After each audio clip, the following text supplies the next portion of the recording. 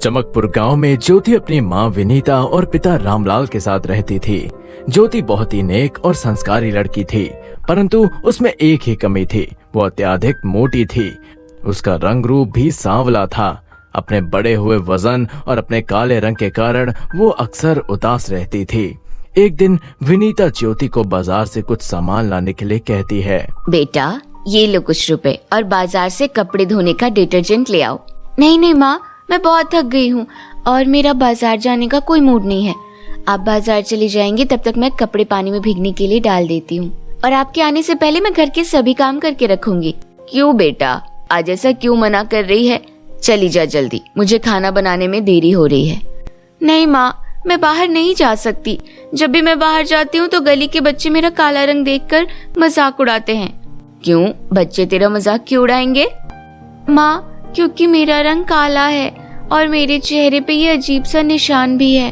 तो क्या हुआ मेरी प्यारी बच्ची, लोग तो बोलते ही रहते हैं, तो उनकी सुनेगी तो घर के काम कौन करेगा?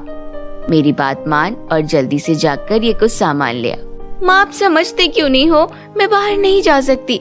अगर मैं बाहर गई तो फिर से मुझे वही सब सुनना पड़ेगा। बेटा तो चिंता मत कर, समय आने पर सब ठीक हो जाएगा। मुझ पर भरोसा है ना? हाँ माँ जी, मैं आपका सबसे ज्यादा भरोसा करती हूँ। ऐसे ही दिन निकल रहे थे। एक दिन ज्योति के लिए एक सरकारी नौकरी वाले लड़के का रिश्ता आता है, जिसका नाम विक्की होता है। रामलाल इतना अच्छा रिश्ता देखकर शादी के लिए हाँ कर देता है और एक बार लड़का लड़की को आपस में मिलने का मौका देता है। जब ये बात ज्योति के पिताजी ज्योति को बताते हैं तो ज्योति विक्की से मिलने से मना कर देती है। इसके बाद ज्योति वहाँ से चुपचाप अपने कमरे में चली जाती है। ये सब देखकर रामलाल बहुत उदास होते हैं और अपनी पत्नी विनीता से कहते हैं, देखो ज्योति की माँ, मुझ गरीब के घर पर इतना अच्छा रिश्ता चलकर आया है और बदले में वो लोग दहेज की मांग भी नहीं कर रहे, परंतु पता नहीं क्यों हमारी बेटी शादी से खुश नहीं है। तुम जाओ और उससे पूछो क्या उसे विक्की का रिश्ता पसंद नहीं है। विनीता ऐसा ही करती है और वहाँ से ज्योति के कमरे में चली जाती है। मेरी प्यारी बेटी, क्या बात है, मुझे बताओ। बड़ी मुश्किल से हमें इतने अच्छे घर का रिश्ता मिला है और हमें पता है तुम इस शादी से खुश नहीं हो। अगर तुम्हारे मन में कोई बात है तो तुम मुझे बता सकती हो। माँ, मैं ये शादी नहीं कर सकती। विक्की जी बहुत अच्छे हैं और उनका परिवार भी बहुत अच्छा है, परंतु मैं किसी और से प्यार करती हूँ। ये क्या बोल रही है बेटी तू? तेरे पिताजी को पता चल गया तो वो तुझे जिंदा नहीं छोड़ेंगे। माँ, मुझे सब पता है, पिताजी को ये बात बिल्कुल पसंद नहीं है, परंतु मोहित और मैं एक दूसरे को बहुत प्यार करते हैं। मोहित को मेरे काले रंग और मेरे मोटापे से भी कोई दिक्कत नहीं है। माँ, प्लीज पिताजी से हमारी शादी की बात कीजिए। नहीं बेटी, मैं तेरी ये बात तेरे पिताजी को नहीं बता पाऊंगी। तू खुद ही अपने पिताजी से इस बारे में बात कर ले। विनीता और ज्योति आपस में ये बात कह ही रहे होते हैं कि तभी उसके पिताजी ये सब सुन लेते हैं। मेरी प्यारी बेटी, मैंने सब कुछ सुन लिया है। तुझे मुझसे डरने की कोई जरूरत नहीं है। माँ बाप तो हमेशा अपने बच्चों का भला ही चाहते हैं।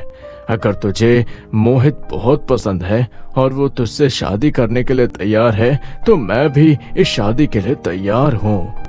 बेटा, मैं तुझे बताना चाहता हूँ, माता पिता बड़े ही लाड़ प्यार से अपने बच्चों को पालते हैं और उनका केवल एक ही सपना होता है कि वो अपने बच्चों की एक अच्छे परिवार में शादी होते हुए देखे। आज तक मैंने तुझे इसलिए डांट कर रखा ताकि तू किसी गलत संगत में ना जा, कोई गलत फैसला ना ले ले। हमें तुझ पर गर्व है बेटी, जो आज तूने अपनी माँ से खुलकर बात की। हम कल ही जाकर मोहित के घर वालों से बात कर लेंगे। ज्योति अपने पिताजी के मुंह से ये सब सुनकर बहुत खुश होती है और अपने पिताजी को धन्यवाद देती है। इस तरह अगले दिन ज्योति के घर वाले ज्योति के साथ मोहित के घर चले जाते हैं। मोहित अपने माता पिता और अपने भैया भाभी के साथ रहा करता था। मोहित ज्योति को अपने माता पिता से मिलवाता है और उसके माता पिता इस शादी से खुश हो जाते हैं और शादी के लिए सहमति दे देते हैं। परंतु दूसरी तरफ जब ये बात मोहित के भैया भाभी को पता चलती है तो मोहित की भाभी पूजा इस शादी के खिलाफ हो जाती हैं। अरे मोहित जी, आपकी आंखें खराब हो गई हैं जो इस मोटी भैंस को हमारे घर की बहू बनाकर लाना चाहते हो। आप इस शादी से इनकार कर दीजिए। मैं आपके लिए अपने मायके से एक सुंदर सी लड़की तलाश दूंगी, पर इस कलमोही के साथ आपकी शादी मुझे हरगिज मंजूर नहीं। बाहर खड़ी ज्योति ये बातें सुन रही होती है और ये सब सुनकर बहुत दुखी होती है। और इस तरह अंत में मोहित और ज्योति अपने माता पिता का आशीर्वाद लेकर हंसी खुशी से शादी कर लेते हैं। शादी में सभी लोग बहुत खुश थे, परंतु एक कोने में खड़ी पूजा अंदर ही अंदर जल रही थी, क्योंकि वो अपने चाचा की लड़की पुष्पा से अपने देवर का विवाह कराना चाहती थी, परंतु इस प्लान में कामयाब ना हो सकी। इसी तरह कुछ दिन बीत जाते हैं। ज्योति अपने नए ससुराल में घर के सभी काम संभाल लेती है और एक होशियार बहू की तरह टेस्टी टेस्टी खाना बनाती है और अपने सास ससुर का भी ध्यान रखती है। एक दिन मोहित की भाभी पूजा चुपके से किचन में जाकर ज्योति के द्वारा बनाए हुए खीर में सोडा पाउडर मिला देती है, क्योंकि सभी लोगों को ज्योति के आ जाने के बाद ज्योति के हाथों का बना हुआ खाना बहुत ही पसंद आता है और पूजा को इस बात से बहुत जलन होती थी। शाम को जब ये सब खाना खाने के लिए टेबल पर आते हैं तो वो लोग डिनर में खीर देखकर बहुत खुश होते हैं और सभी लोग भरकर खीर खा लेते हैं। अगली सुबह ज्योति देखती है कि सब लोगों का पेट खराब हो गया है और उनके पेट में बहुत तेज दर्द हो रहा है। ये सब देखकर ज्योति को कुछ समझ नहीं आता और इस बात से उसके घर वाले उससे बहुत गुस्सा होते हैं कि उसकी बनाई हुई खीर खाकर उन सभी का बुरा हाल हो गया। मोहित भी गुस्से में आकर ज्योति पर पहली बार हाथ उठा देता है। ज्योति रोते हुए घर के बाहर चली जाती है। ज्योति सड़क किनारे बैठकर जोर जोर से रोने लगती है। हे भगवान, मेरा रंग काला है और मेरा शरीर थोड़ा हेल्दी है, तो उसमें भला मेरी क्या गलती है? मैंने तो अपनी तरफ से मीठी खीर ही बनाई थी। पता नहीं कैसे मेरी खीर खाकर सभी लोगों की तबीयत खराब हो गई, परंतु मैं सच कह रही हूँ, मेरा ऐसा कोई इरादा नहीं था। मेरे सास ससुर और मोहित जी भी मुझसे बहुत नाराज हैं। मैंने फैसला किया है कि मैं घर वापस लौट कर नहीं जाऊंगी। ज्योति की ये सभी बातें सुनकर पास खड़े एक साधु बाबा बोलते हैं, प्यारी बच्ची, मैं तुम्हारा दुख समझ सकता हूँ और मुझे सब पता है कि किस तरह तुम्हारी जेठानी ने तुम्हारी उस खीर में सोडा पाउडर मिलाकर उसे जहरीला बना दिया, जिससे तुम्हारे घर वालों का पेट खराब हो गया है और अब सभी तुमसे बहुत नाराज हैं। बेटा, तुम्हें घबराने की कोई जरूरत नहीं, मैं तुम्हारी मदद करना चाहता हूँ। ये जादुई चूड़ियाँ तुम रख लो। ये चूड़ियाँ तुम्हें खाने पीने की अच्छी अच्छी चीजें देंगी, जिन्हें खाकर तुम अपनी सेहत और अपना रंग साफ कर सकती हो। तुम इन जादुई चूड़ियों के द्वारा दी हुई सब्जियाँ अपने घर वालों को खिलाना, जिससे उनका पेट एक बार में ही सही हो जाएगा और वो सभी तुमसे पहले की तरह प्यार कर सकेंगे। ये सब सुनकर ज्योति बहुत खुश हो जाती है।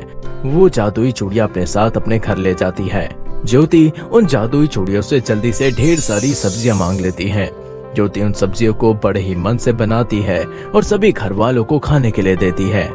सभी घर वाले एक बार फिर से ज्योति के हाथों का बना हुआ खाना खाते हैं और जादुई सब्जियों की मदद से उनकी सेहत पहले की तरह ठीक हो जाती है।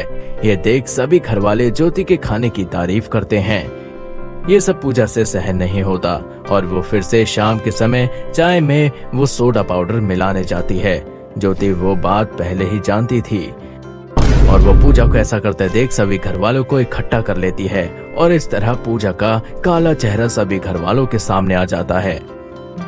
मोहित अपनी भाभी का ये बर्ताव देखकर बहुत शर्मिंदा होता है और पूजा के सास ससुर पूजा को घर से बाहर निकाल देते हैं। उस दिन के बाद ज्योति अपने पति मोहित के साथ हंसी खुशी से रहने लगती है। तो मेरे प्यारे दोस्तों, इस कहानी से हमें ये शिक्षा मिलती है कि हमें कभी भी किसी से ईर्ष्या नहीं करनी चाहिए, सभी के साथ अच्छा बर्ताव करना चाहिए। तो मेरे प्यारे दोस्तों, कैसी लगी आपको ये कहानी? हमें कमेंट करके जरूर बताइएगा। ऐसे ही और मजेदार हिंदी इंटरेस्टिंग कहानियाँ सुनने के लिए कृपया हमारे चैनल को सब्सक्राइब कर लें। तो फिर मिलता हूँ आपसे ऐसे ही किसी मजेदार हिंदी इंटरेस्टिंग कहानी के साथ। तब तक के लिए बाय बाय दोस्तों।